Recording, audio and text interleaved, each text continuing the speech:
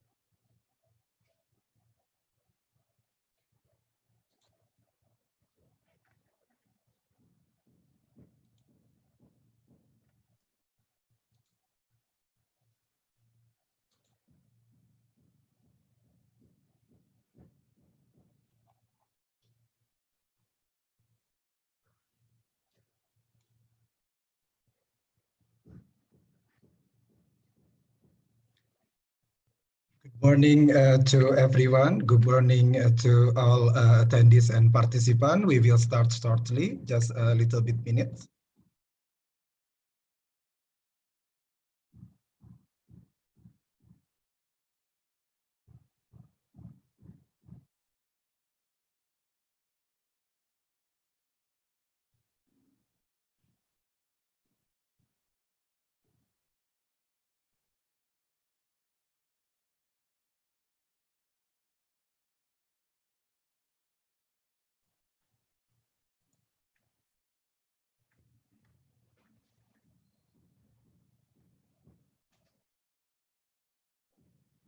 So let's start because the time has already 2 minutes past tense.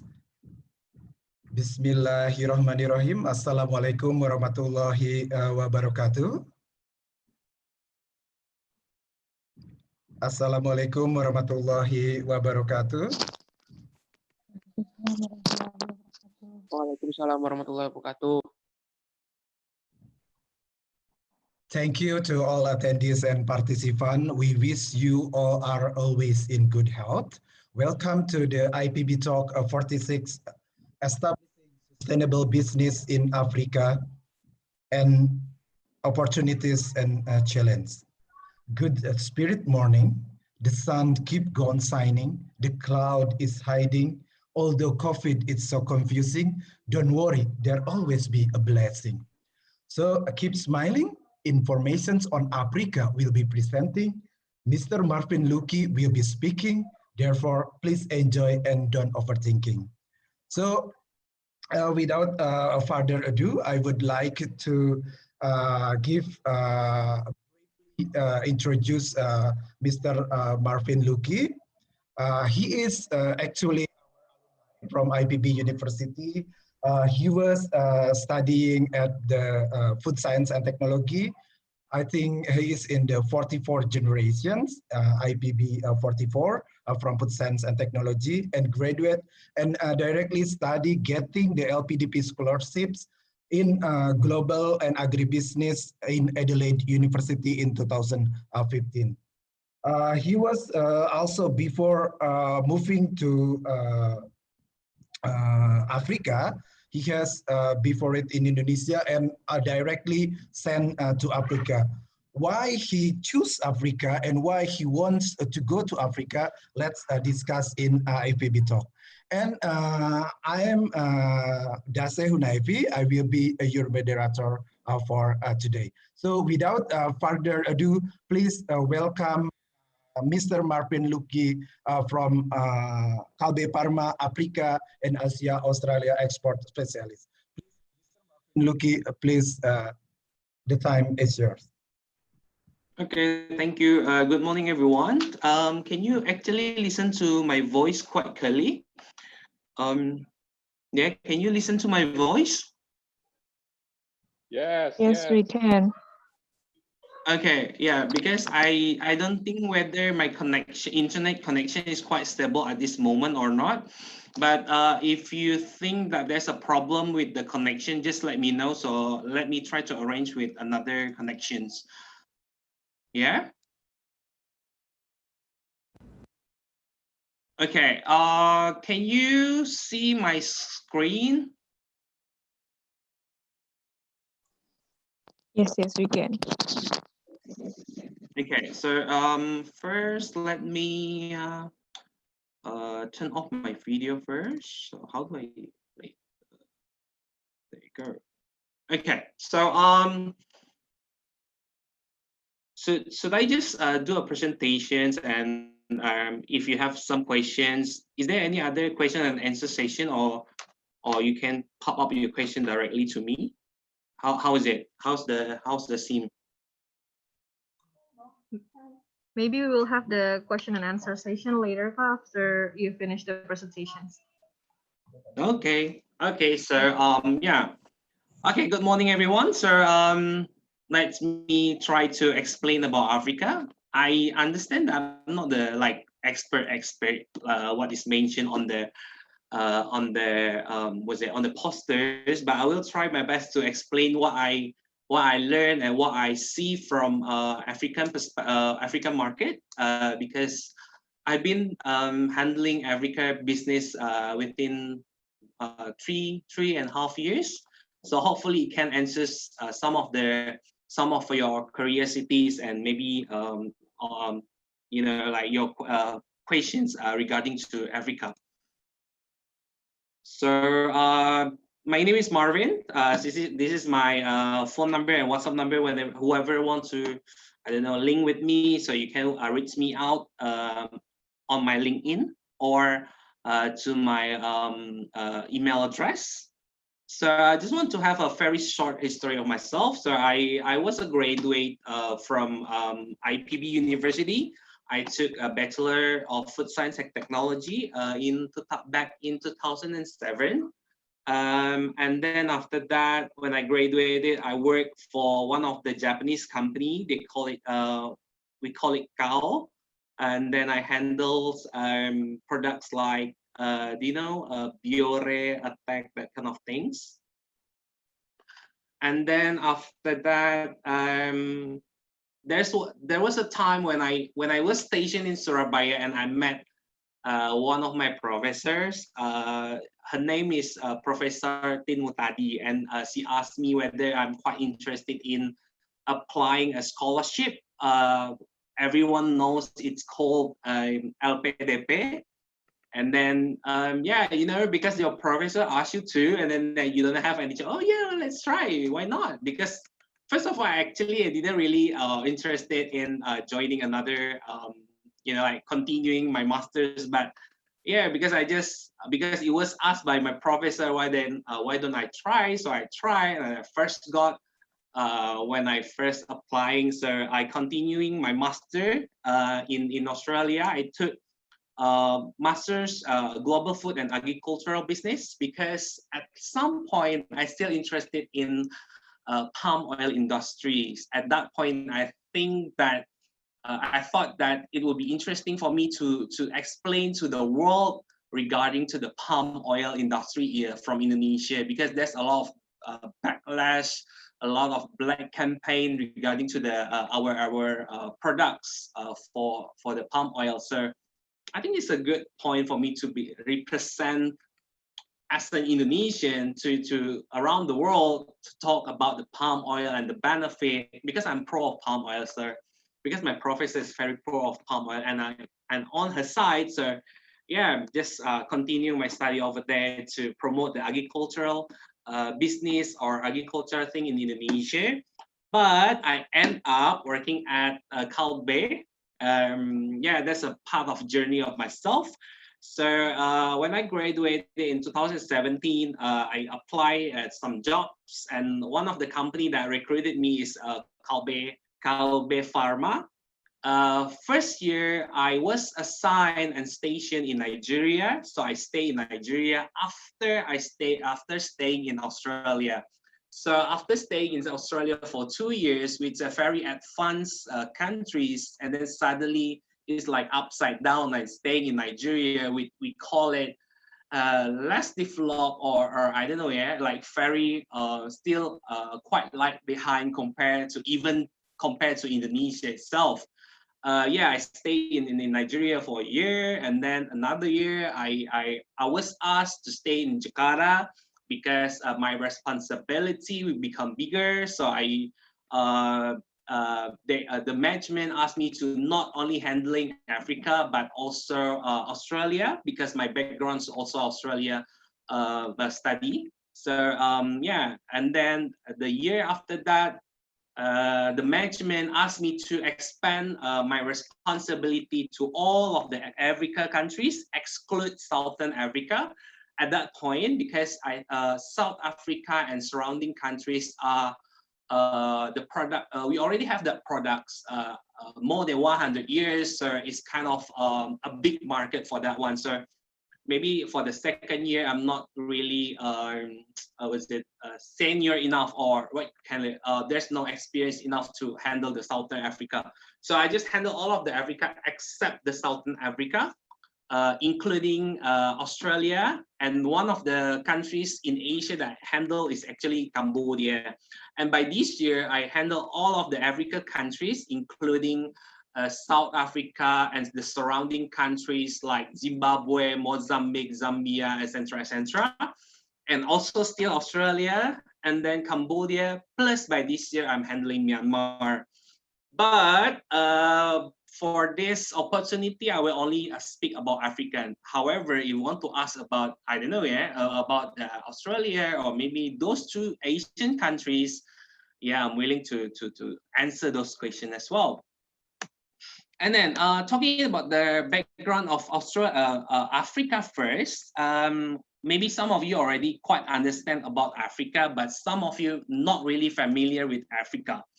So Africa continent are divided into 5 regions: the Western, Southern, Eastern, Central, and Northern.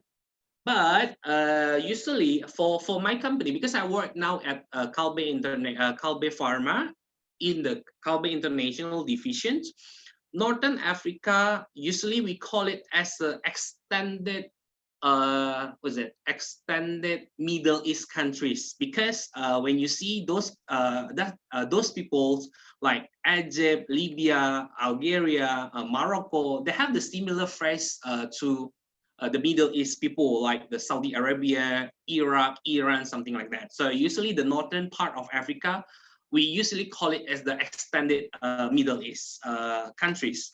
But the literal, however, they are in the Africa continent though. Usually for this kind of, usually when you talk about Africa, it's a whole continent, but usually we focus on the Western, Eastern, Southern, and Western, and Central Africa. Okay, so that's the background when you talk about the Africa continent. So the breakdown about the Africa, the populations, there's a population booming in Africa continent. As you can see that in 2017, Africa tech around, like compared to Asia, is 1/4 is like 25%. But we expect into 2100, it will take over, or more likely the same to Asia continent. So there are big population booming in Africa. And then if you divide little by little, which regions that are actually taking a lot of contribution of the population, is actually Eastern and Western of Africa. Western, you already know Nigeria. Nigeria at this time, at this moment, they have 200 million people. I think Indonesia have 260 millions, right? I think more or less they have the same number with us, or only less than 60 million, but it's very a lot, like 200 million people in that small area. So it's they still keep growing exponentially.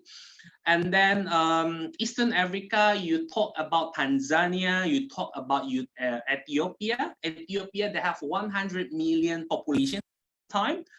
And then Tanzania, there's quite a lot as well. I'm not remembering the number, but it's quite a lot, as well as Kenya. And for the Central Africa, you have Congo. They also have a lot of population itself. So talking about the backgrounds, populations in Africa is very sexy in terms of the number of people. And then the economic growth. This one is just assumed trend growth. So when you see this number into 2030, Nigeria will take over South Africa. So there's some countries that are actually leading the Africa continent, if I might say that. First is South Africa, and then Nigeria, and then Angola and Ghana, and Kenya and Ethiopia, and until to Tanzania and Guinea. But most of them, they're growing quite good. For example, just want to say one example that I quite surprised is actually Ethiopia. Because when I was a child, when I watch television like CNN, I don't know, CNN and ABC, or I don't know, any news, or maybe on social media, what you can see is malnutrition, like the poor people are dying, children are dying, HIV, like a lot of bad things happening in Ethiopia. But when I visited there, you know what? They actually have what we call it, MRT. Even we haven't had one, they already have that. So can you imagine how Ethiopia is growing without we even notice it? So that's one example that the company, the countries is actually growing. And then talking about the GDP, for Africa continent itself, they have the same GDP with either Brazil or Russia, and expectedly to grow even big in 2020. But I don't know, yeah, this number is before the COVID-19 situation. So I think it will be shaking a little bit. But another information for all of you guys, that even though the COVID-19 cases in Africa is quite big, the death case is very low. Like, for example, because last week I discussed with one of my colleagues in South Africa, right? And then I asked him, how is your number? Because South Africa number is very high. They have almost 200,000 COVID positive cases by early of July, but the death case is even below by 3,000. I don't know. Not it's not that much compared to like Western countries, or even in Asia countries, even in Indonesia, because Indonesia I think is around 4.7% death rate, right? So I don't know whether they have that kind of gene or something, but it will not. I reckon it will not impact quite a lot to the GDP and the consumptions, even though the economy are declining quite significantly in this year. But I think the recovery will be faster compared to the United States or even to Europe. That's what I'm thinking, yeah. And then that's the GDP growth in Africa since 2010 that estimated to 2020. I got it quite late sources, but as you can see that actually they have this quite stable GDP growth in West Africa. They have in 2016, I think they have this one economic crisis around the worldwide, and then it impacting to the oil export. So the exporting oil exporting countries got impacted quite a lot. So that's why the West Africa have quite big deep impact in 2016. And then just want to give you another analysis for the politics, economy, social, and technology. So you will have an idea what is the opportunity and what is the challenge in Africa. So the politics, talking about politics, simply speaking, Africa politics is more likely to be considered high, with a combination of high risk of security. That one is, that's the thing is, like Africa first problem is actually the stability of the politics.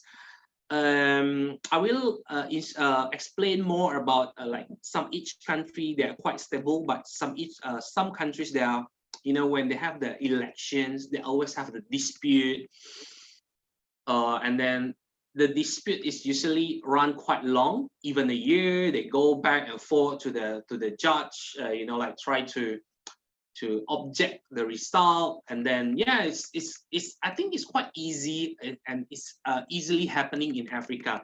Even some of them, they already be a president for such a long time.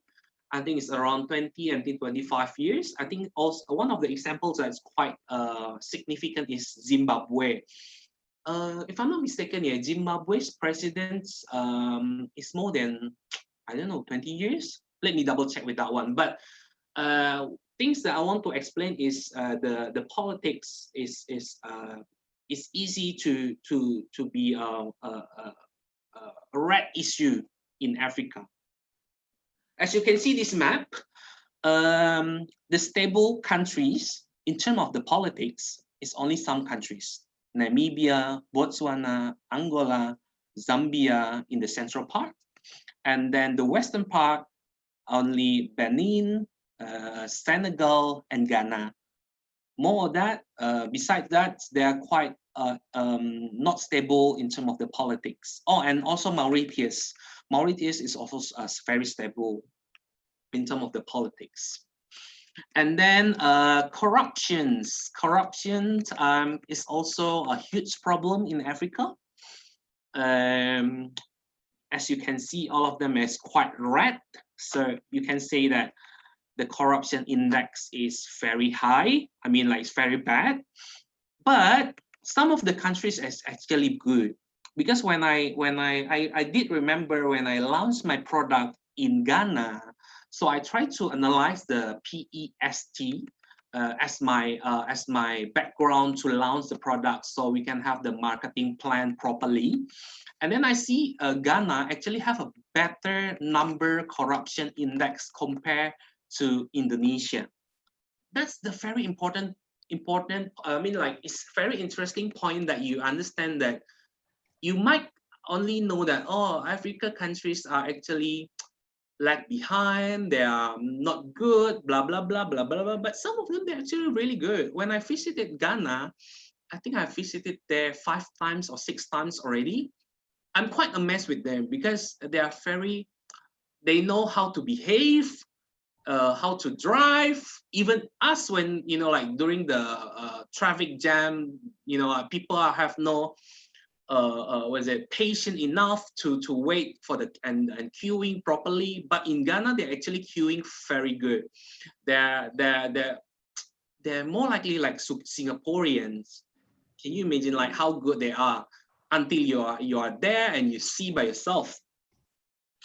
And then another politics analysis is democratic performance. You know, what you can say, in terms of the politics, not all of the countries in Africa has a freedom to have a good politics.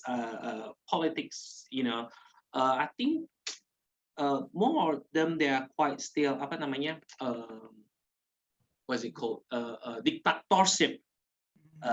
There's some of the countries that are still facing that kind of situations. And then this is the news that I try to collect.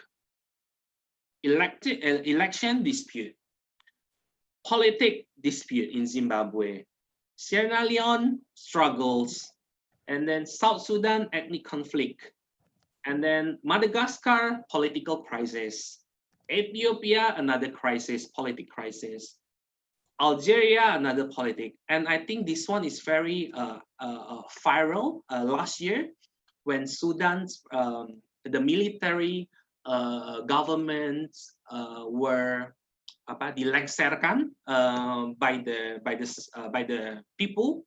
And I think this picture is quite viral because there's a woman there. She was leading the people to I don't know, yeah, to complain maybe to the government. So it's also, and it's still happening until even today. Some of the countries are still struggling with this political stability. And talking about the economy, they actually have the intra-African collaboration. Like us, we have ASEAN, right? So when you have the ASEAN, you don't have to apply for the visa, so you can travel easily. So there's no tariff when you go there, when you export and import, something like that. So in Africa, they have a lot of collaboration itself, but they actually don't really do properly. I mean, like, usually they don't really trade one to another better than in Asia, even in Europe. So they usually have an export and import directly to Europe, to India, to China, to the United States, even to Indonesia. And it's also actually an opportunity for us to join, because they realize that it's very important for them to grow together as a one unity and one region. And they are already realize that kind of things as well. So the top 5 trading business in Africa, China, inevitably very, very big in China. I remember when I stay in Nigeria, you know, because Africa, they have a very exotic cloth. They call it Ankara. Ankara is very, you know, like the colorful cloth. And I went to one of the Ankara market, and I realized, like, sadly, all of the Ankara clothes are imported from China. So can you imagine that? I mean, like there are traditional clothes, like for example, like this, yeah. We have batik, right? But the batik that we use is actually imported from China, something like that. So China have a very big market in Africa. And then followed by United States, India. India also quite big in Africa, Germany and France. And seeing these pictures, China Bank, they have they already have the branches in, I think, most of the countries in Africa. And then the socials, again, I already told you, this one, yeah, I already told you the number of the population. Can you see the population in Africa is very big? Ethiopia, I think by this year already reached 100,000 people. Nigeria, I think already 200,000, 200 million people. Ethiopia is 100 million people. Egypt, I think it's around 90 million. Even South Africa, they reach 60 million people. And Tanzania, what I already said, is around 50 million, and Kenya also 50 million. So the people over there, very big. And then talking about the religions, they are divided into, like, there are two biggest religions. They divided in the middle. The Christian, they are middle and go down, and then after that, the Muslim one is middle to up, because they are, for the middle up, the green area is got a lot of influence from the Middle East. So the Arabic countries, they go to the Egypt, Algeria, and go south to Niger, Burkina Faso, in some part of Nigeria. And for the Christianity, for the Christian, they are coming from the Europe, and they occupied. Sorry, not occupied, colonized. They colonized those countries and transferred the religion. So that's why they are divided into two, like this. And then when I already said regarding to colonializations, there are some countries that are actually colonized by France, by British, and also by Portuguese. So they have the different kind of languages as their national languages. Like for example, when you have a product with France information behind, because usually when you have a product and then at the back of the product you have the informations, right? The indications, the ingredients. And then it's written in France, it will be easily to be exported to another French-speaking countries. Okay, and then the literacy rate, sadly, Africa is still lag behind compared to any other regions around the world. And even worse for women, because as you can see that female global, the average is quite low. The middle Africa, they are 58 compared to male is even 79. But even when you compare to Southeast Asian countries, the Asian countries, most of them, they have a good literacy rate, even for female and male. But for the Africa, they are quite lag behind, except for Africa, Southern Africa, South Africa. In terms of the technology, what I can say, technology is there, but I think there's a lot of things that they have to improve, especially for the price. When I visited Benin and South Africa, they are very expensive costs that we have to pay for 1 gigabyte of internet. So it's very expensive. Simply speaking, you can say that it's very expensive in terms of the gigabyte payment. And then the penetration is also very bad. When I stay in Nigeria, at some point, even in Lagos, when you will have a very good internet connection.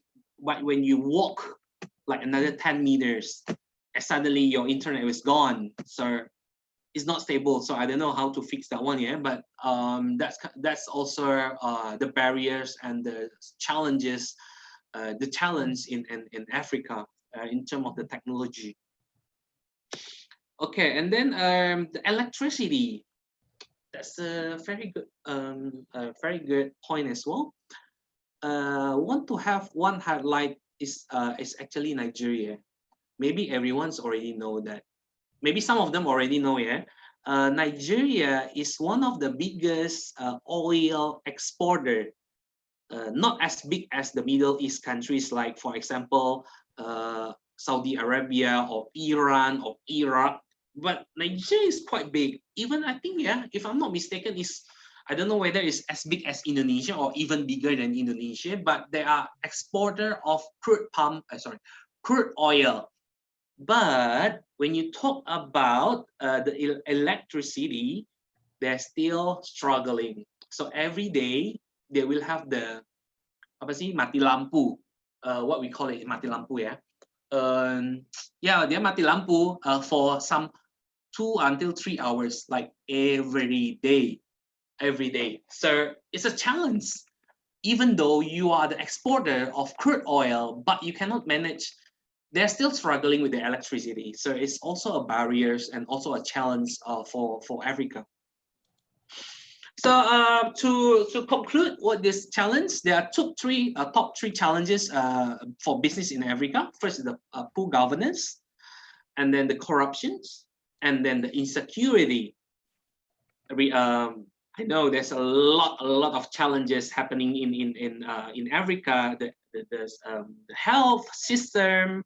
See, as you can see, the darkness. We call it the electricity, the genocide. Not happening anymore, the genocide, but it's still it's an issue as well.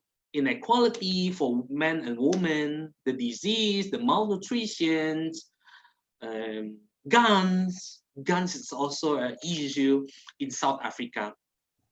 There's a lot of story if I want to explain to you regarding to guns. Yeah, South Africa.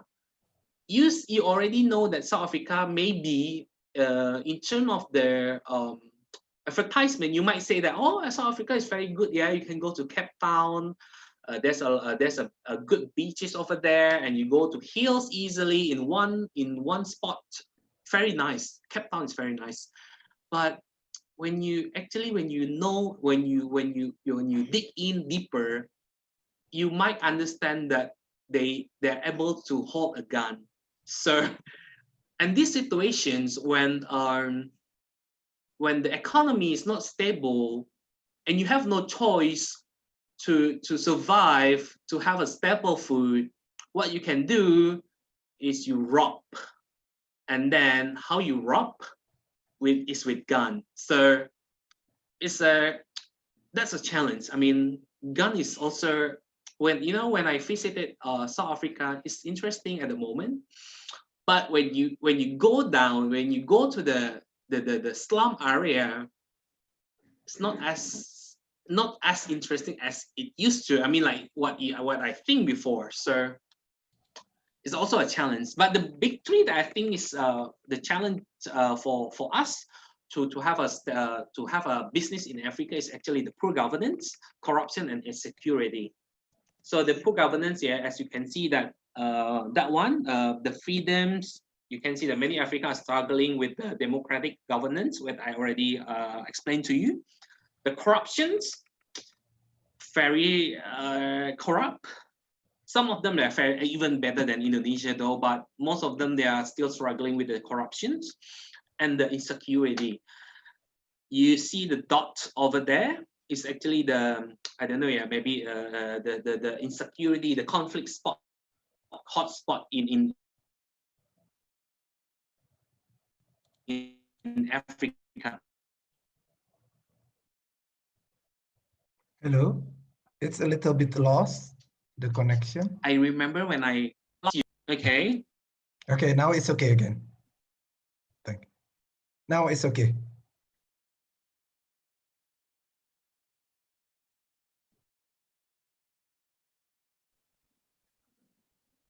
Okay. Can you hear me clearly now? Yes. Okay. Okay, good. So I'm talking about insecurity. I think last year when I visited West Africa, I visited Ghana first, Ghana, Togo, Benin, and Burkina Faso, and go back to Ghana. And I remember when I from Burkina Faso, usually I take flight from Burkina Faso to Ghana to Accra. But instead of taking a flight, I drove with my drivers, though I couldn't drive by myself. I drove in a way that a week ago there was Italian and Canadian got apa namanya, diculik itu apa sih, got kidnapped, and they were gone, and I took the same road as them like a week later. So it's kind of an interesting experience for me. I hide behind the car. I mean, like, you know, I sit at the back, right, and then hide there. I just hide myself with a jacket, etc. And it took like 4 hours until reaching the perbatasan between Burkina Faso and Ghana. So the insecurity there are not really good, like even bad. But the opportunity that we can see, the population boom, and then the middle income increase, because we cannot deny that people are growing in terms of the economy, and mass related sectors are still sexy for Africa. Like, for example, the economy boom in 2010, 5 African countries were positioning the top most populous countries: Nigeria, Congo, Ethiopia, Tanzania, and Egypt. And the middle income also increase. They will be healthier, live longer, and are more educated than they are right now. And also mass-related sectors, because I think FMCG and service sectors are still inevitably potentials. As you can see this one, yeah, I just want to show these pictures, the Africans below that, the below right. They're actually selling red palm oil, you know. Again, yeah, because I'm quite interested with palm oil, because I understand at some point, I think 5 years ago or 6 years ago, there's a movement to fortify palm oil with vitamin A. So, but we actually know that vitamin A also contained in palm oil. So when you go and visit Africa, you will never ever see an African wearing glasses. Why? Because they drink the red palm oil directly, and they sell it easily by the road. You know, like when you travel one to another, usually you have kamu ketemu ini kan, kayak a pit stop or etc., right? And you can find they're selling red palm oil, and you actually can drink it.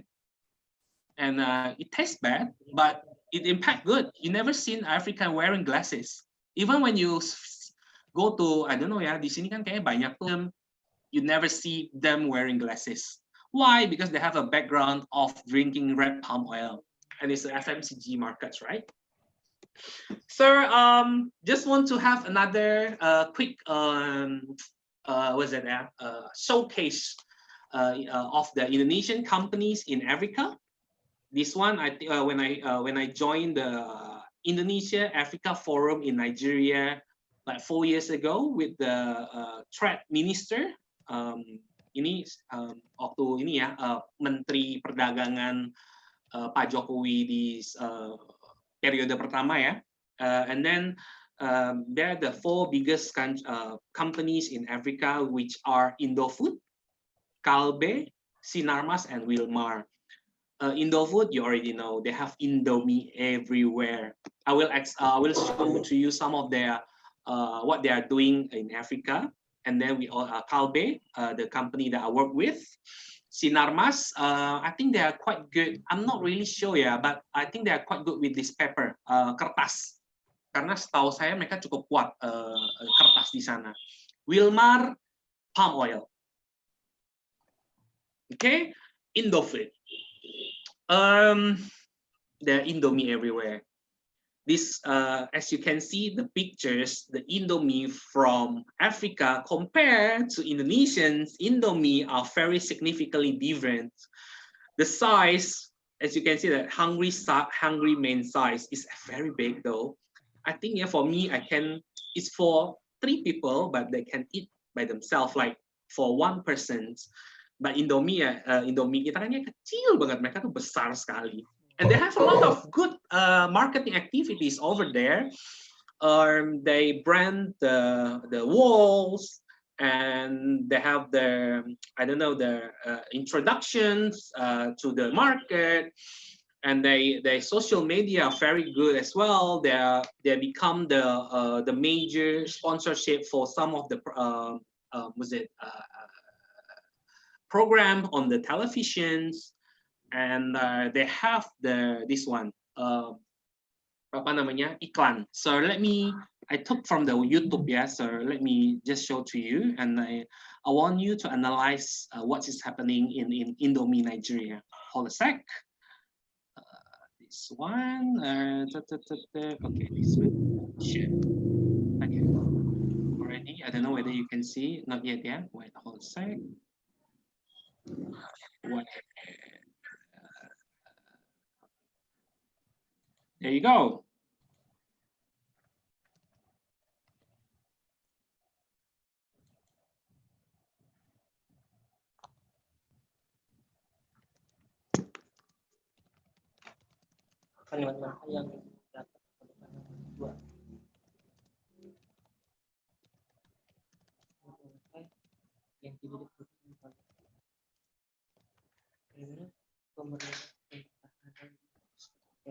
We couldn't hear the sound.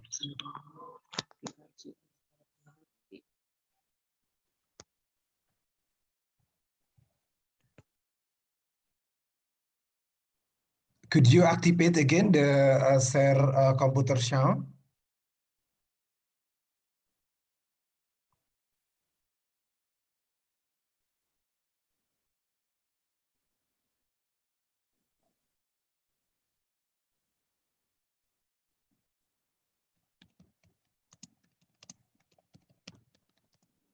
Okay, so can you see that one? The advertisement. It's very interesting though, because wait, let me stop contact because I think that okay. So let me go back. There you go. Okay, so Indomie in Nigeria, I think they are the biggest, the number one instant noodle in Nigeria. Yeah, I think when one of the key speakers during this Indonesian Africa Forum, there's a country manager explained that they're taking around 70 to 80% of the total market of the instant noodles in Nigeria. 200 million people, and they're taking 70 until 80% of the market. Can you imagine how big Indomie in Nigeria? And the marketing they're taking, as you can see, they're touching the primary school students.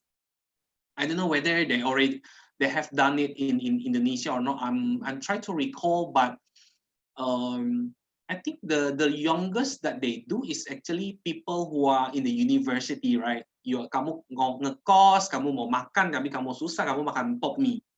If I'm not mistaken, atau family related stories. But Indomie, they're touching the primary school. So kids, when they eat Indomie, right, they really like the taste. Even me myself, I love Indomie very much. So when you touch the kids, then it will go viral easily, and they're really good at doing these marketing activities. When you visit there, and you see some schools, they actually brand Indomie in front of the school wall. So they are brand wash the Indomie since the beginning. Very good.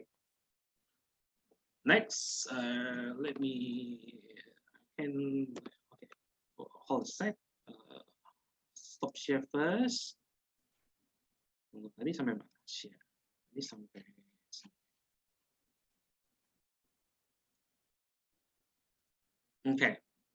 Okay, this is the Indomie from Kenya. I took also from YouTube. Maybe you can check on the YouTube as well.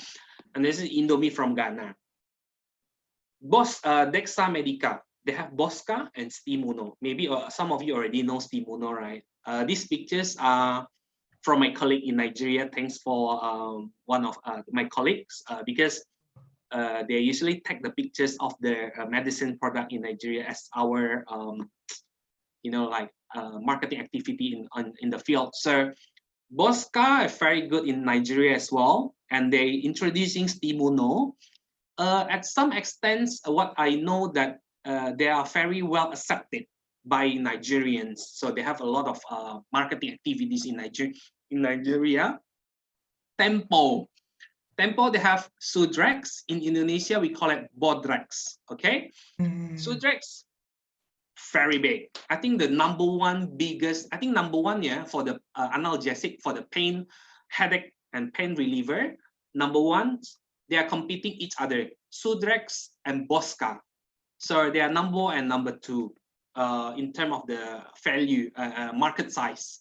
Sudrex is also very big. They have a lot of marketing activity over there, and they have the TV commercial as well. And I want to show to you the TV commercial because the TV commercial also exciting to understand.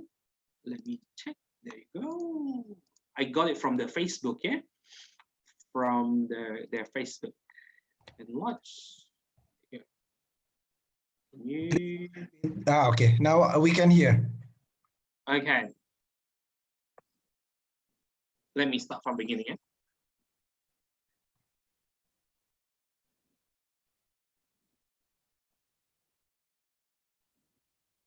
No, we cannot hear.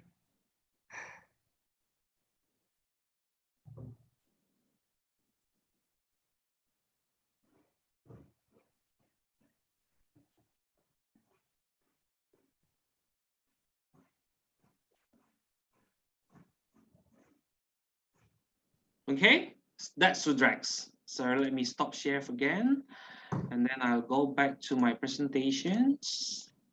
They're really good.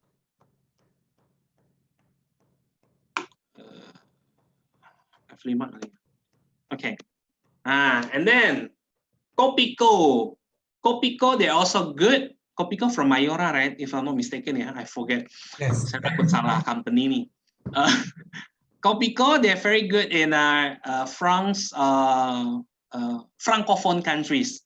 They are very big in Burkina Faso and Niger. They have the team. They have the event. They have the billboard in the field. So they're also big. Mayora. Calbe, the company I work with. Procol, we are the number one flu medicine in Nigeria for Procol, and Mixagrip is number 2. And Comics, we also number 1 for the cough syrup sachet.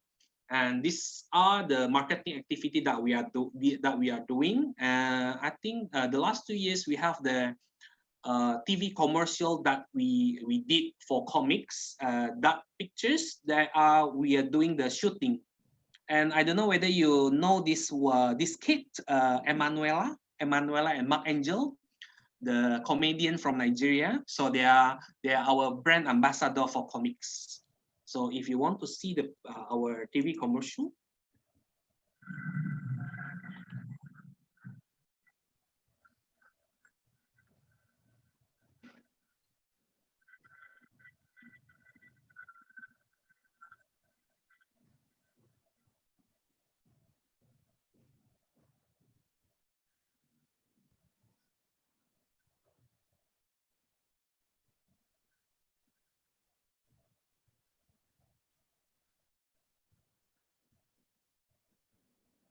Do you still remember Comics? Do you still remember the packaging, Comics packaging?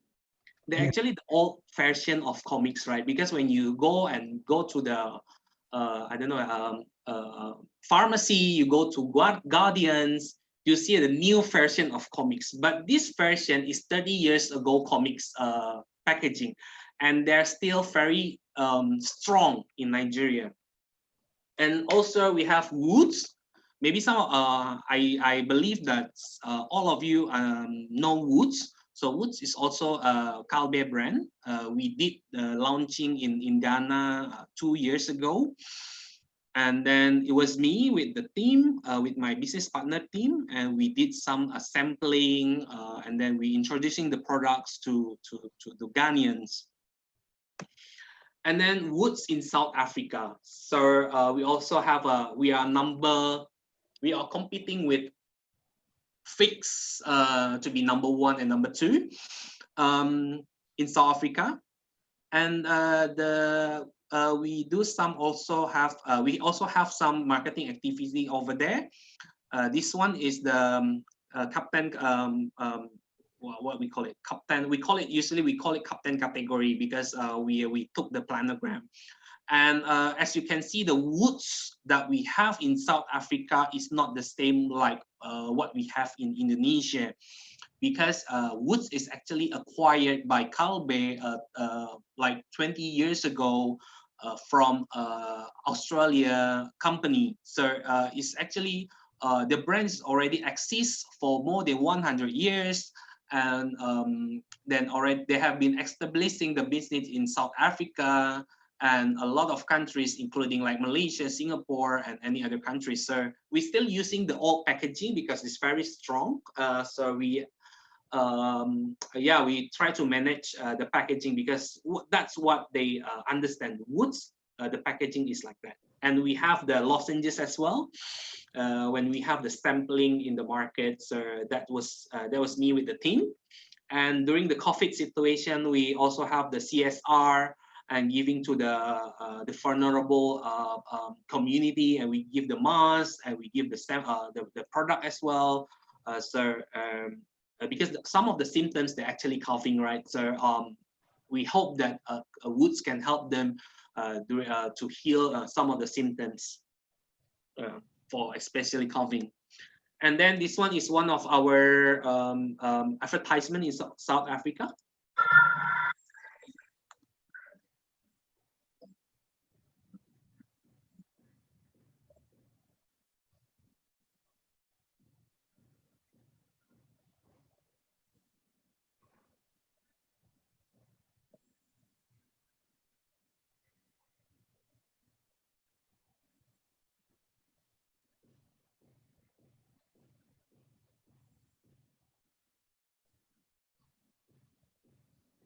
Okay, so that's the advertisements that we did in South Africa.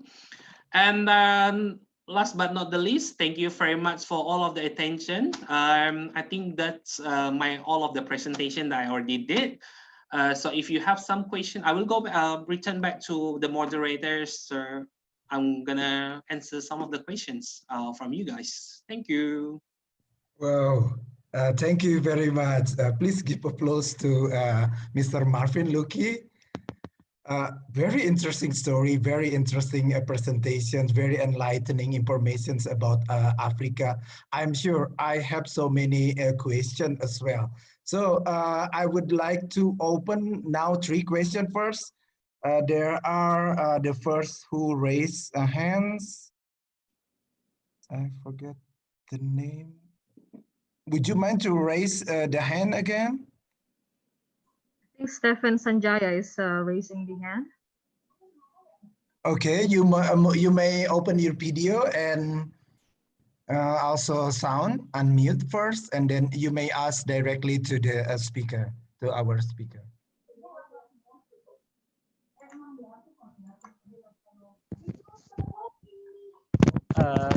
Sorry, sir.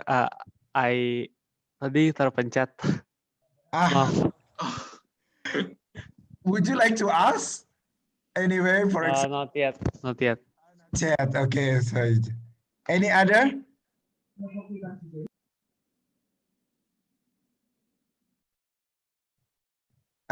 Francisca. Okay.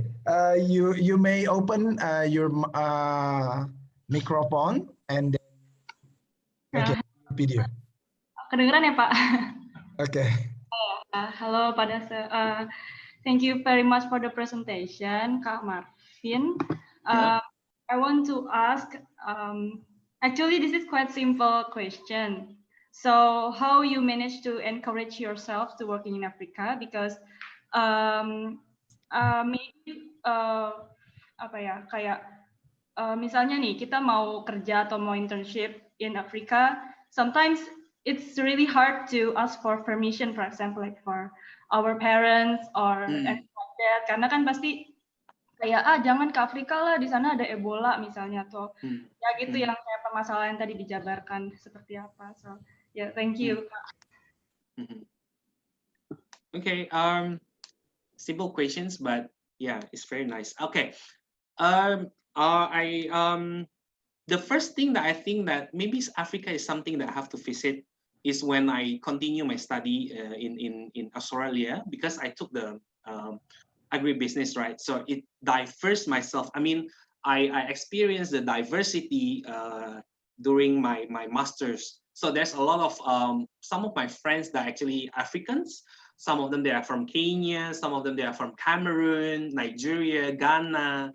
And they're all together, right? Because they have the scholarship from AAS, Australian scholarship for the African people, and then they are my classmates. So, and then when I experienced that, oh yeah, because they keep promoting them, their countries, right? Oh, Ghana is very good. Oh yeah, really? Can I see the pictures? Maybe like try to make friends, right? And then when oh yeah, actually quite interesting, yeah. And then at some certain point when I apply for work, and then Calbe International asked me, why don't you try Africa? Because we need someone to handle Africa, right? Because Africa is our main or another like focus target for the business for the future. So like, oh yeah, why not? Then maybe it's because of the characters though.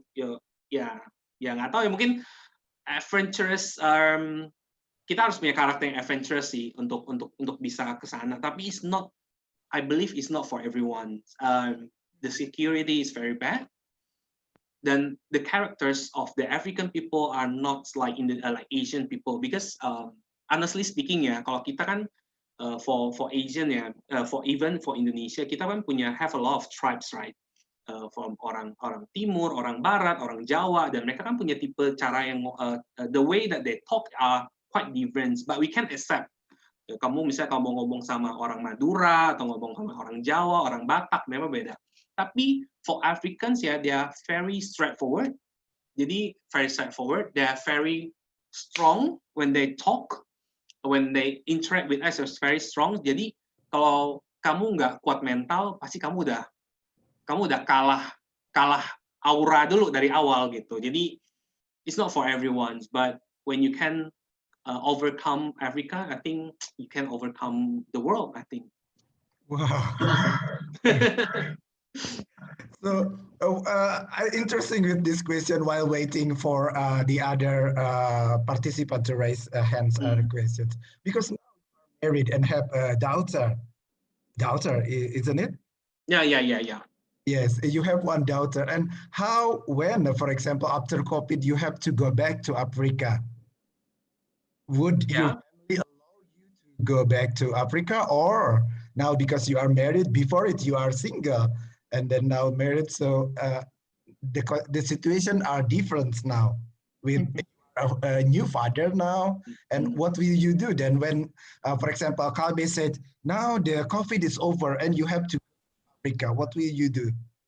I will go there, because I don't know, yeah. For me myself, yeah, personal life and professional life can go along together. And I also realized that I work for the international business in Calbe, right? The international division.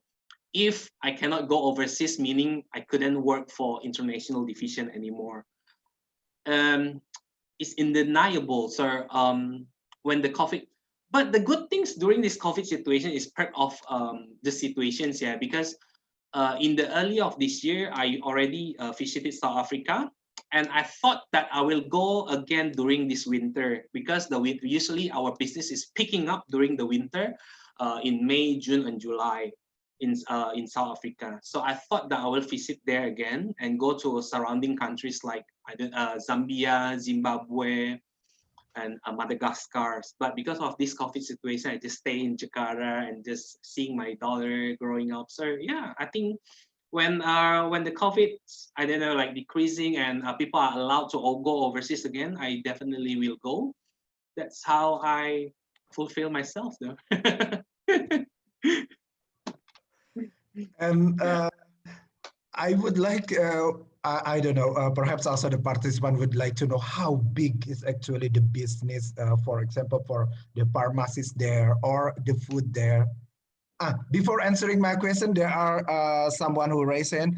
Please, Miss Rosana, would you mind open your microphone and also video? Please. Okay. Hello, so this is Rosana here. So I have a question about Africa, because we know that Africa is very famous for the nature and also the animal. So by this situation about the growth of your business and then some business expansion to their house, so overall the impact for this natural and also animal. So for example, are the governors there aware of this, and then by making a regulation for the industry, or just about money because they want more money as well? Thank you. Wow. Rosanna, thank you very much. So let me show to you my last slides actually, because it shows some of the cultural things that's happening over there. Yep. There you go. So this one, Kenya. So I think the question will be very depends on the countries, Rosanna. For example, Kenya, they understand, they know that tourism sectors are very important for them. So they maintain the animals, the resources, the natural resources to be preserved, and then people from overseas will go there and go to Kenya and experience the wildlife, the lion, the giraffe, etc. So when you see these pictures, they're really good at perceiving the natures. But at some countries they're not really good at. For example, when I Nigeria, so they only focus on the taking, like the oil exporting. So what I can say is very depends on the countries. For if they understand that tourism are very important for them, they usually preserve it quite well. Like for example, this Kigali is Rwanda. Rwanda, they're a very small country. Maybe some of you have watched Hotel Rwanda, yeah? Mm-hmm. Their genocide event 15 years ago, and one Tutsi, pokoknya ada satu tribe yang dia bunuh, terus habis itu, and then they're all going all together, and people are really interested in knowing the genocide situations over there. Jadi they preserve that kind of things because they know that it will attract to the foreigners to come. And yeah, I think they're quite good, but it depends on the countries though. And Rwanda is very good, they're very clean as Singapore, like literally clean. Okay, thank you. Yeah. Any other question?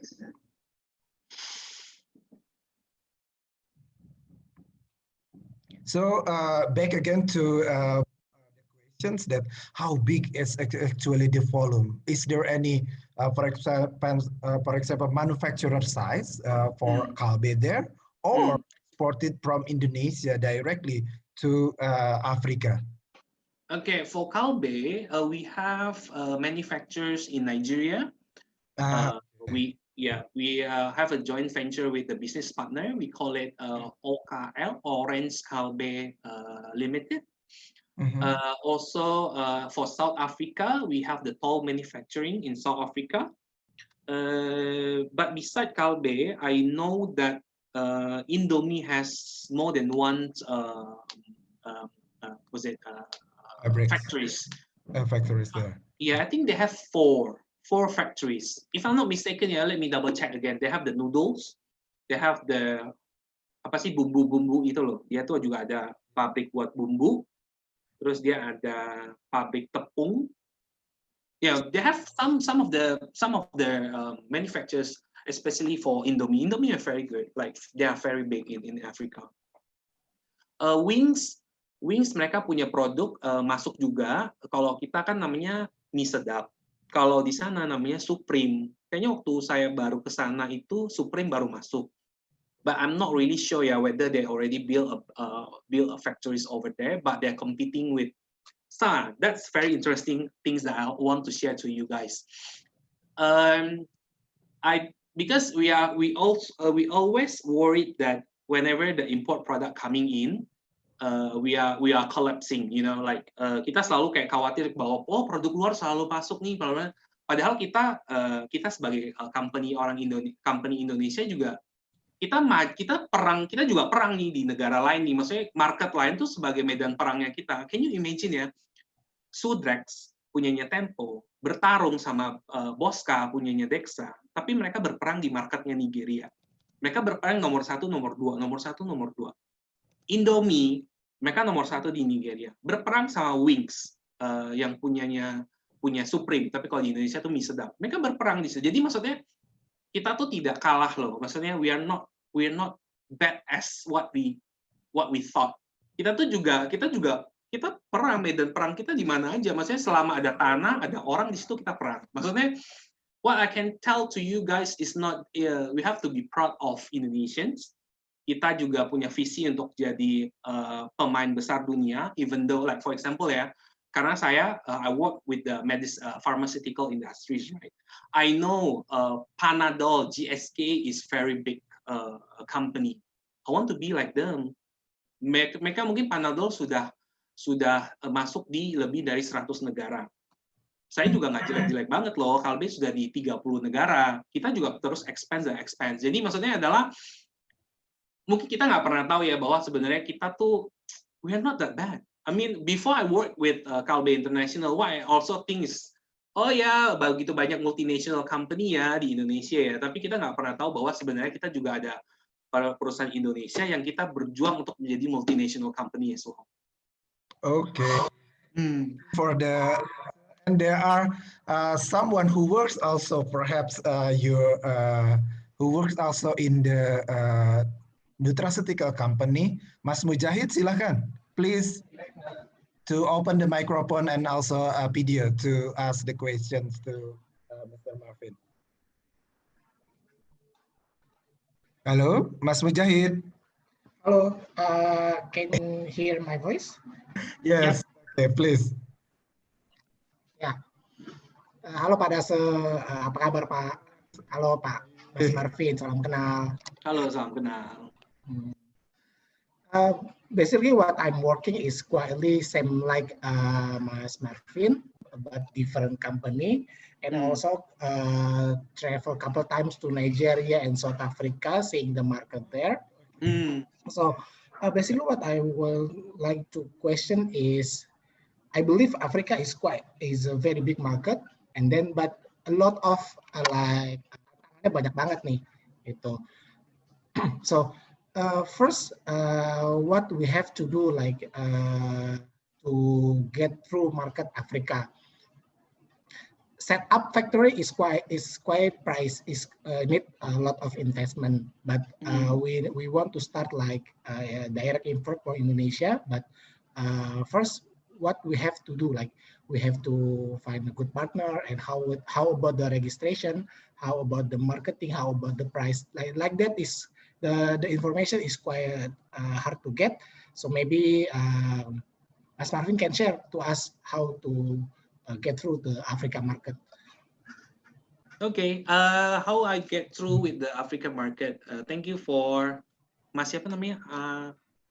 Siapa? Mujahid. Okay, Mas Mujahid. You become a consultant then, and later. Are you not head to head with us, right? Are you not head to head with us? Are you the competitors? Okay, so simply speaking,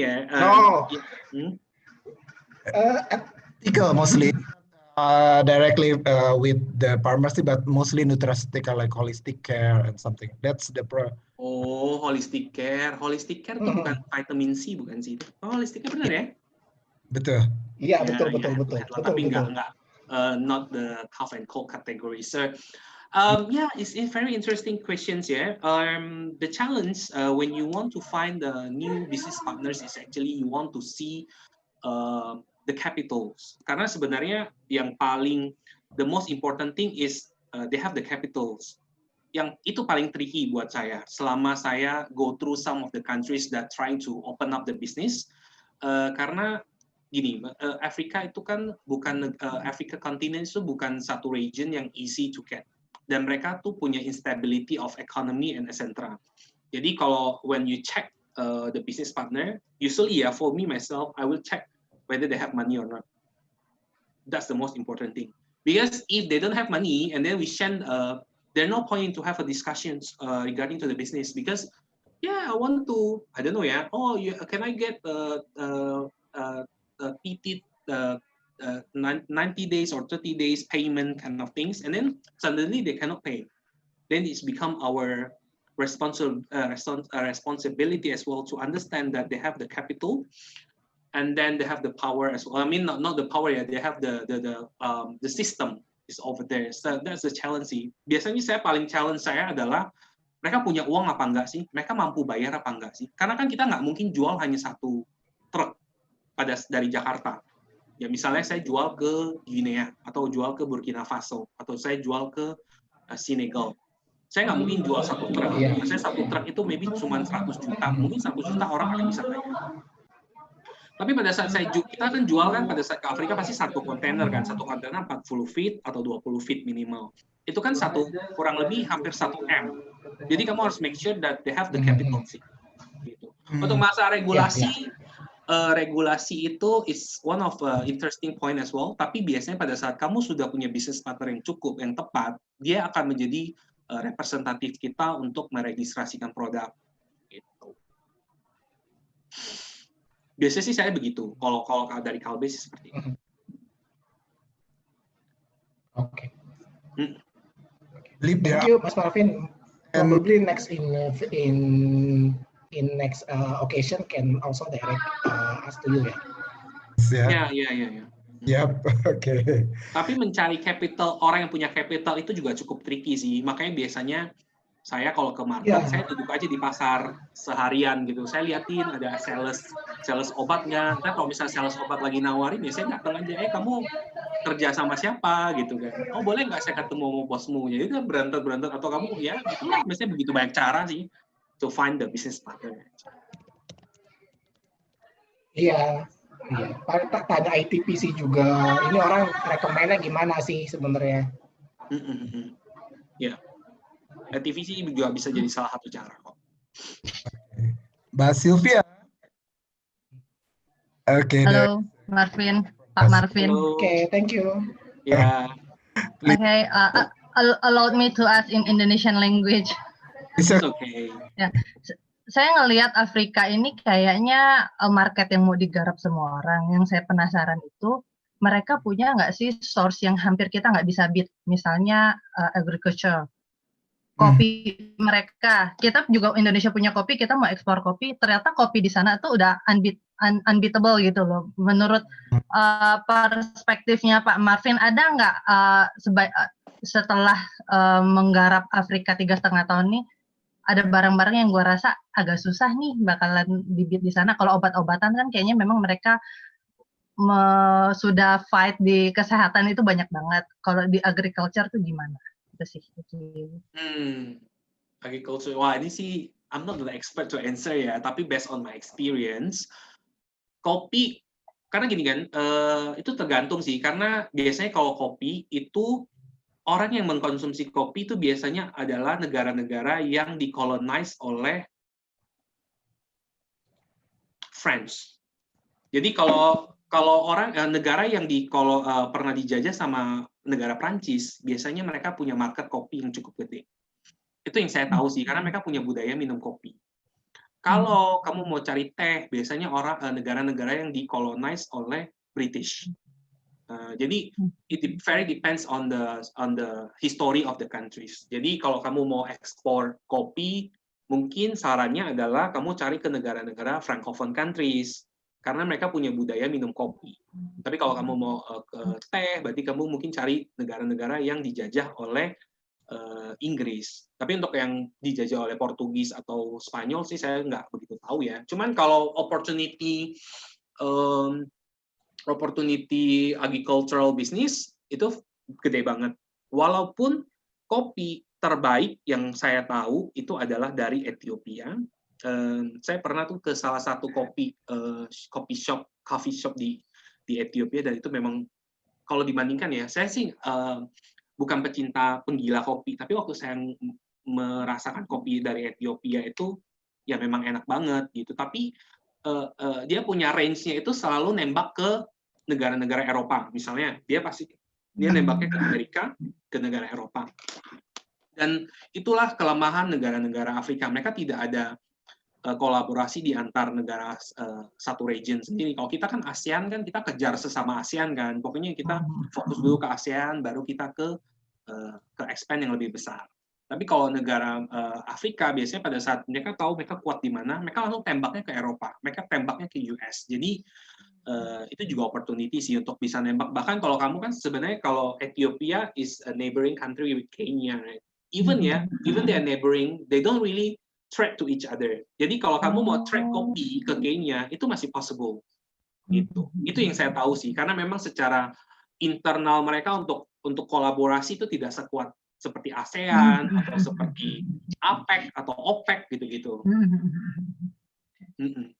Oh, very interesting. Palm oil mereka juga gede kok, palm oil, tapi palm oil juga seru nih ceritanya nih. Karena kan sembari saya kerja begitu kan saya juga pengen tahu karena palm oil itu datang dari Nigeria, originally coming from Nigeria, if I'm not mistaken ya. Jadi tapi pada saat lu come up with who is the biggest exporter, they're actually Malaysia and Indonesia. They're competing to each other. How about Nigeria? No, they're I don't know number I don't know ya, nomor berapa lah saya nggak tahu. Tapi pada saat kamu ke sana, kamu tidak akan melihat bahwa tanah agricultural kelapa sawit itu di mana-mana. Kalau kamu ke Pontianak ya misalnya ke Singkawang atau kemana, atau kamu ke Riau, kamu kan bisa lihat tuh padang semua tuh jual kelapa sawit. Tapi in Nigeria they don't really have that one. Even though palm oil itu datang dari Nigeria. Coklat juga datang dari Ghana. Kalau Ghana itu masih itu tergantung dari negara. Ghana itu cukup bagus untuk mengeksplor dia punya agriculture. Dia bangga sama coklatnya dia. Dia juga menurut saya itu coklatnya dia juga cukup bagus. Jadi masih it very depends on the countries. Okay. Any other participant who wants to ask the questions? And I would like to ask a question as, for example, as a lecturer here. How do you switch from food science and technology into the marketing? And how, for example, that your knowledge, your basic knowledge from undergraduate prepare you to in the business export or something like that? Yeah.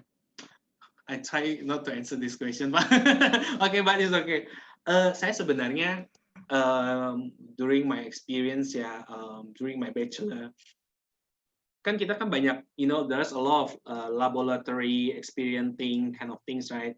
And then I realized that I'm not that kind of person that can, saya tuh nggak tahan di lab terlalu lama.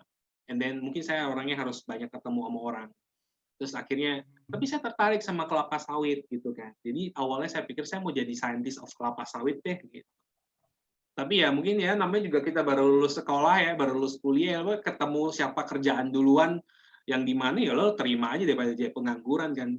That's the my first idea as a fresh graduate.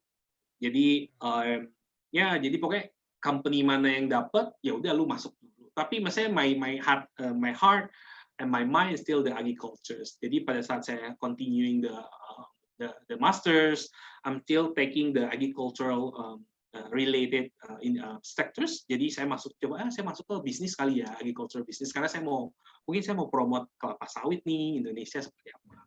Nah, related to my work, karena saya masuk ke industrinya bisnis, jadi saya diajarkan pada situ master tuh import, export, tarif, tax, segala macam. Jadi it's quite related. Jadi itu bisa implement di kerjaan saya. Okay. There are questions in the chat from Pina. Would you open also the microphone directly to us, to the speaker? Mbak Pina? So, Mbak Pina?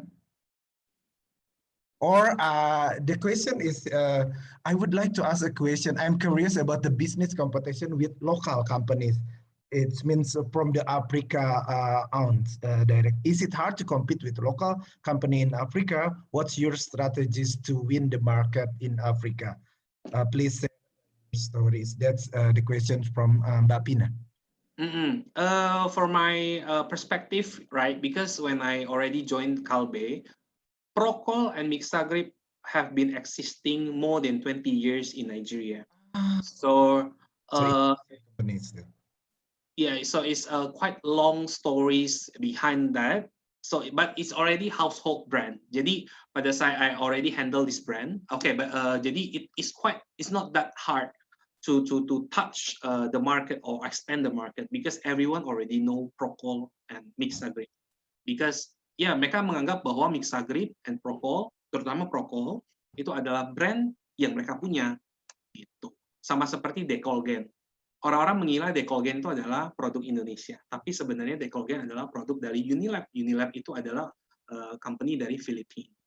Jadi ya sama seperti itu. Jadi maksudnya ada strategi, misalnya kita harus punya lokal, maksudnya kita pendekatan secara lokal, budayanya seperti apa, kita deketin marketing activity, kita harus sejalan dengan local wisdom yang ada di sana. Makanya pada saat tadi I try to show case our advertisement untuk comics. Jadi saya pakainya artis lokal, si Emanuela dan Mark Angel. Dan pada saat saya pakai mereka, sampai sekarang saya masih pakai mereka, yang booming itu bukan cuma Nigeria, tapi negara-negara yang punya comics di seluruh dunia, seperti Burkina Faso. Bahkan di Indonesia pun mereka, oh ternyata comics sudah sampai Nigeria ya, Burkina ini lagi brand ambassadornya Emanuela dan Mark Angel lagi.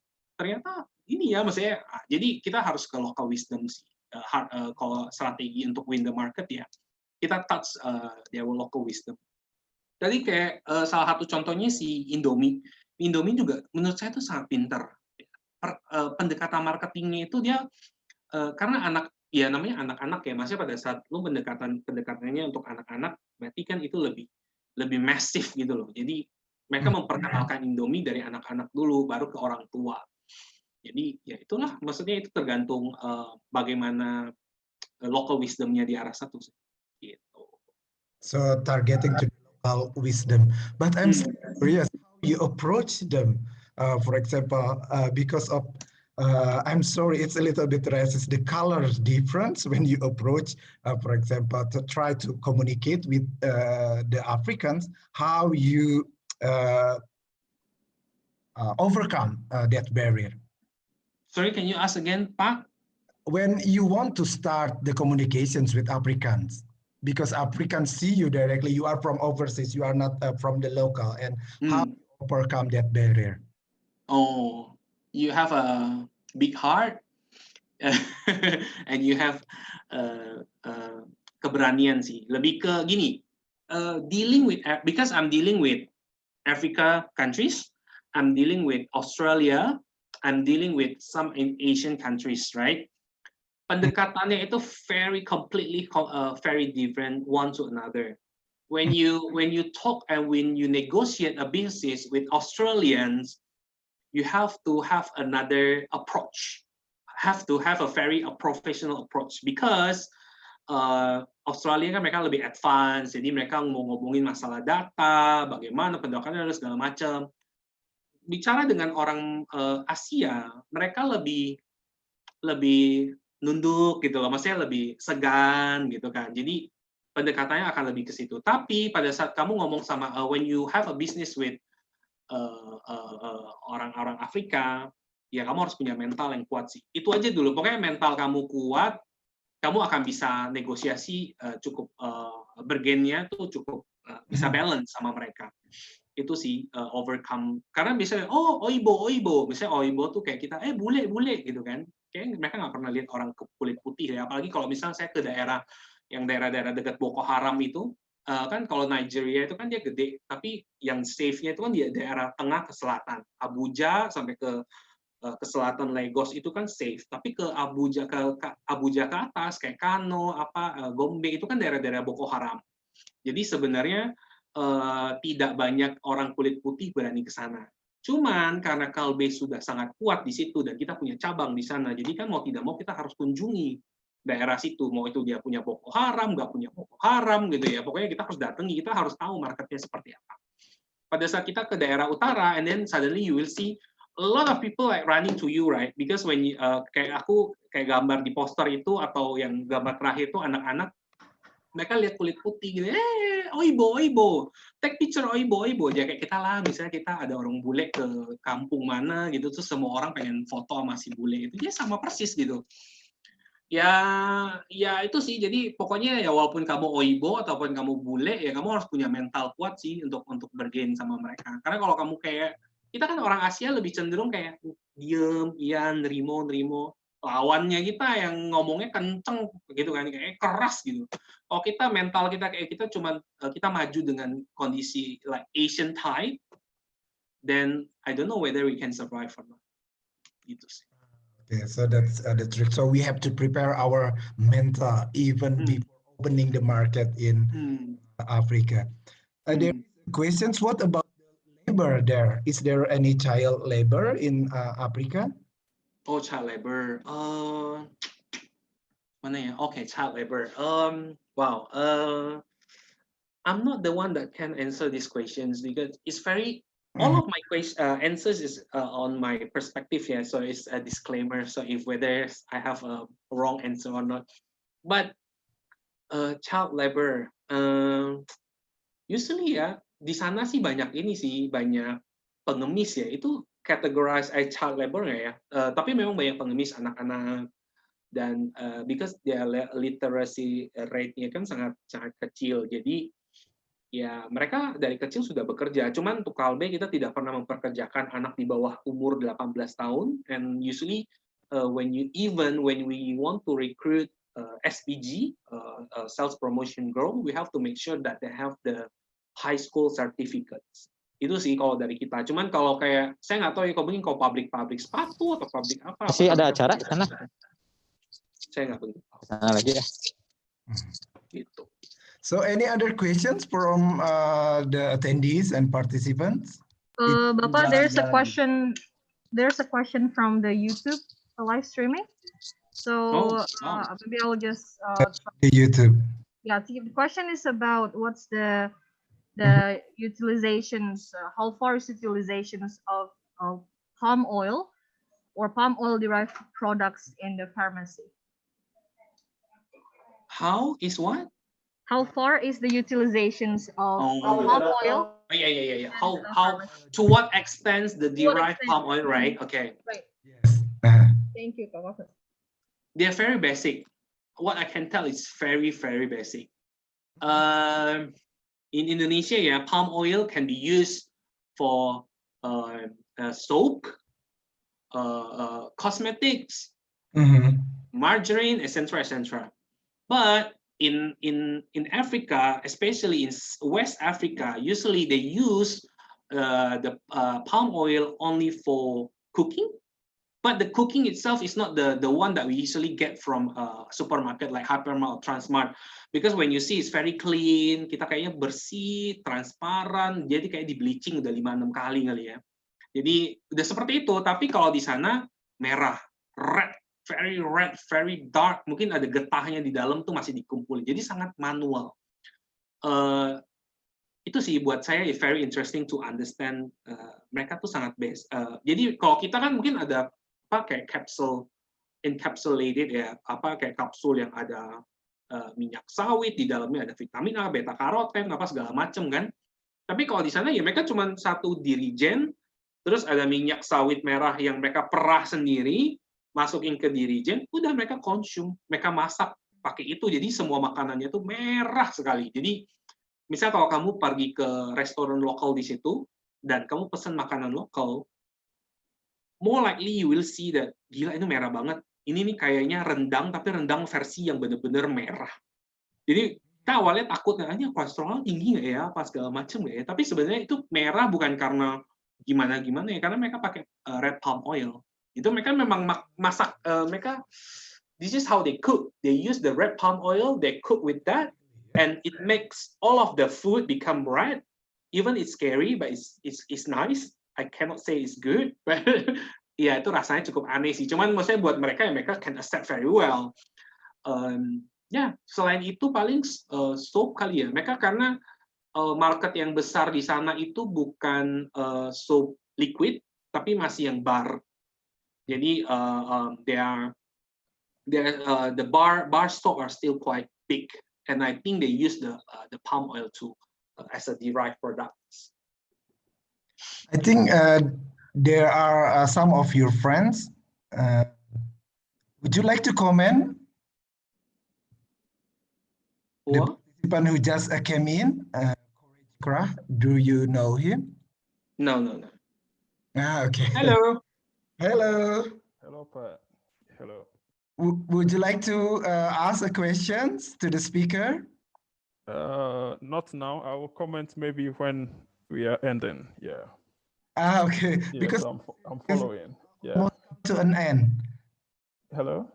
Because we have already started 1.5 hours before. Yeah, I was following, but using my phone, so I was already on. Where are you from? I'm from Ghana. Yeah. Oh, how are you? I'm fine. I've been to Tamale though. Tamale, wonderful. Yeah. That's the upper northern part of Ghana. Yeah. Yeah, the northern. Yeah. I love your country. Yeah, very, very friendly people. Yeah. Yeah, all right. Yeah, just to comment on the business a little, like Mr. Lucky said, I think one of the problems in West Africa, I don't know much about the other part of Africa because Africa is quite big with different diversities, different culture, different people. Maybe Mr. Lucky can tell us more about that. Different character, all those same people in Africa. And also with even skin color, we have white people in Africa. Maybe he can say that, yeah. People like Indonesians, but they're Africans, yeah. Same color. So same color with Indonesian. Yes, but they are African natives going to Madagascar and down there. Yeah. Ah, okay. Yeah. So Africa is very diverse with different people. The climate also very different with the weather. So you have to take those things into perspective when you want to go do business in Africa. Because there are places that have same vegetation like Indonesia, like my country, Ghana. If you come to the southern part, everything same like Indonesia. The weather and the climate, the seasons, we have 2 seasons. There are other places with 4 seasons. So you need to take those things into perspective when you want to go to Africa to do business. Yeah, normally people just generalize everything as one, which is sometimes wrong because it can be misleading. Yeah, because you must know the geography and the area that you want to do the business. So coming back to West Africa, where I am from, so I want to talk a little about that. I think the major issue there concerning agribusiness is the processing aspect. The technology processing is very lacking. So now that we are talking about business opportunities, yes, you can think about importing from Indonesia to Africa, which is laudable. But another aspect is also maybe consider establishing technological systems to process some of the products in there. Because like Mr. Lucky said, some of these products, we have it in Africa, like the palm oil palm, just that it's not organized. What he said was very true, not very organized. And the processing is very, very lacking. So like he said, the oil is consumed in the red states because normally if you bleach the red oil, then you get the ones that we have in the supermarket, the yellow ones, like the frying oil. Yeah. Also, the cocoa itself, Ghana produces a lot of cocoa. Yeah, cocoa. Most chocolate? of it is, yes, chocolate. Most of it is exported. Yes, most of it is exported. So I think one way of getting a good market is the other is to get a processing factory there, which I think Indomie is doing. Indomie is not exporting Indomie from Indonesia to Nigeria or Africa, but they have the factory there in the form of franchise or something, and they are producing using the local available materials. So I think I just want to submit the suggestion also that we should look at getting there to maybe set up the factory. And a little secret about this is a home secret I want to give you. I hope you don't take it outside. It is easier for an outsider to establish factory in West Africa or my country, Ghana, than for an indigenous person. It is easier. Yes, because there is this perception of respect for people from outside. So you get to have things done a little more easier. If you know how to work your way out, it becomes easier for you and you can better manage the business. Even your workers, they handle your business better for you if you are a foreigner than when the business belongs to a local person. So yes, I've enjoyed the conversation so far, and I thank you for the presentation. By the way, I am in Indonesia, so maybe if you need Asana, okay. Yeah. Saya lagi di IPB kampus Dramaga. Kalau ada yang mau tanya silakan. Saya okay, so you are becoming are you a student now? Yes, please. Pasca Panen, TMB. Yeah. Okay. Dari pasca panen. So you know exactly how the situation in Indonesia and also in Africa. Any other questions or comments? Yeah, I agree. I agree with Courage. I think one of the best country in West Africa is actually Ghana, because I keep still in the beginning of my presentation, I always praise Ghana even better in terms of the corruption index compared to Indonesia and how safe they are to compare to neighboring countries. And I also agree that that's why when you ask about Africa, it very depends on the situation of each countries. Even in Ghana itself, they have a different climate. I also agree that one. Just want to let all of you guys know, in the northern part of Ghana and as well as northern part of Nigeria, at the end of the year, they have Harmattan. Maybe Courage also understand Harmattan. Sure. Harmattan is a dust from the desert. Yes, it's a desert, because during the November until December, right? There's a desert upper Ghana. Africa, and then the wind going to the southern part of Africa continent. So, jadi at that time you cannot see anything because there's a dust everywhere. Jadi itu namanya Harmattan. So we call it Harmattan. Nah, pada saat Harmattan is a season, the best season for comics. Why? Karena pada saat Harmattan you inhale the dust, right? Karena itu kayak apa? Badai pasir. Badai pasirnya itu bisa sampai berminggu-minggu, even a month.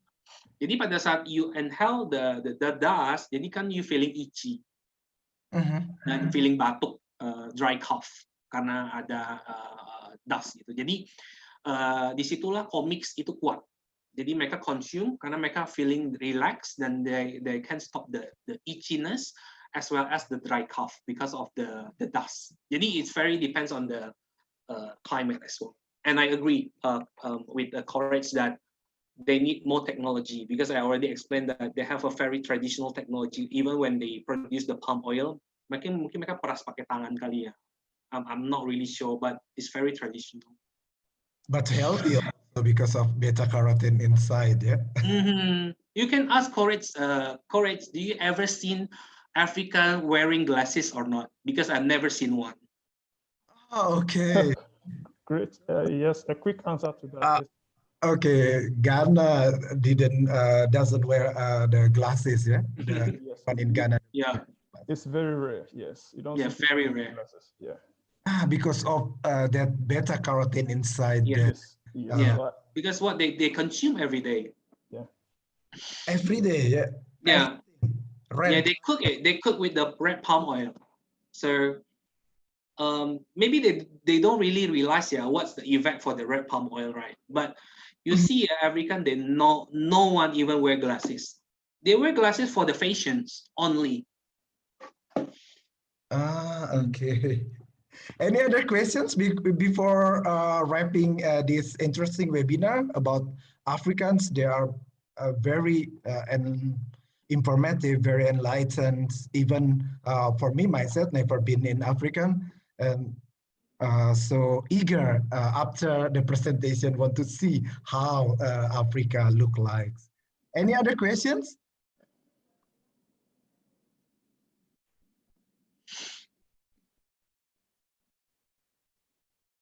In YouTube, is there any still questions? I see that perhaps Mbak Febianti, before resuming this IPB talk.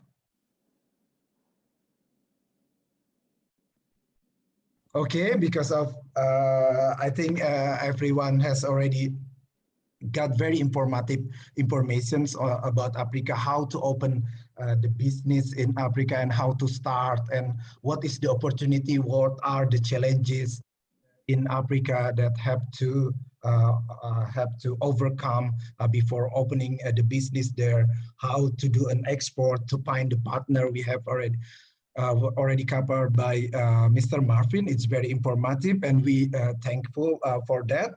So to summarize this one, so please be adventurous, like what Pak Marvin said. So there are many opportunities in Africa as well as of course the challenge that you have to overcome, but be brave. Yeah. Okay, so that's from the IPB Talk 46. Don't forget to fill out the attendance. Yeah, in the link. You have to fill it before 12 to get the certificate. Yeah. IPB 46. So because of the time has already passed, and also because of there are no questions, but I'm sure that there are still in YouTube who want to ask, but perhaps very shy to ask, and even still thinking whether wants to go to Africa or to see the business in Africa, still thinking, but it was very interesting. So thank you again to Pak Marvin Luki for the informative presentations and also informations that came to us. And thank you very much. We are very sorry for the mistakes that during this IPB Talk 46, and see you again in IPB Talk 47. Okay, thank you everyone. Terima kasih teman-teman. You want to comment or something, Grace Bastian?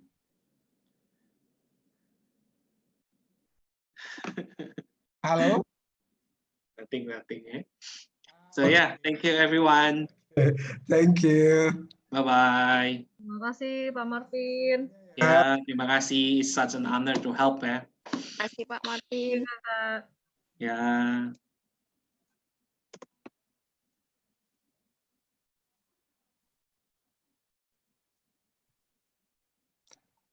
So you will go again to Africa in the near time, yeah? During the winter there. I hope at the end of this year, but I don't know.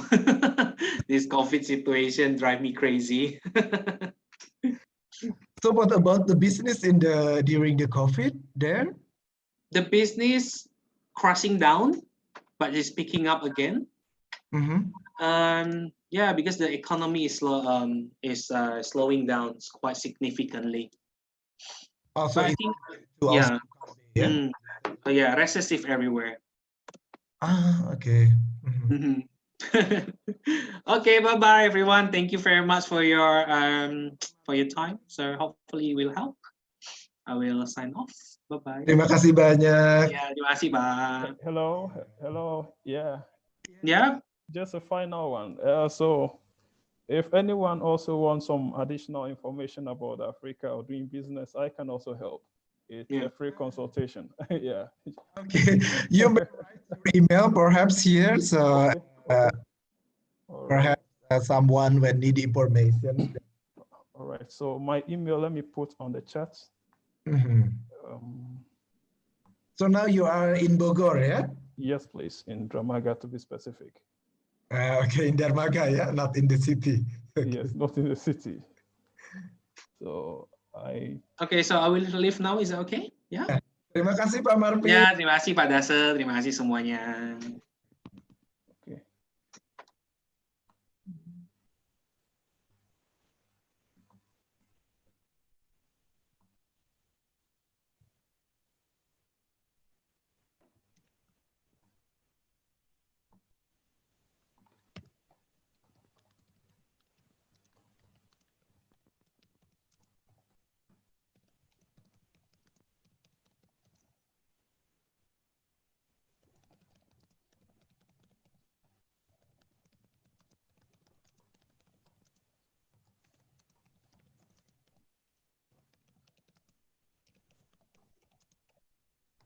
All right. So please, I've dropped my email on the group. Thank you. How do we have to pronounce your name? Courage? Courage, yeah, courage. Ah, so it's like courage or brave. Yes, Yeah. yes. Okay. Yeah, keberani. Seperti berani ya artinya courage. Okay. All right, thank you.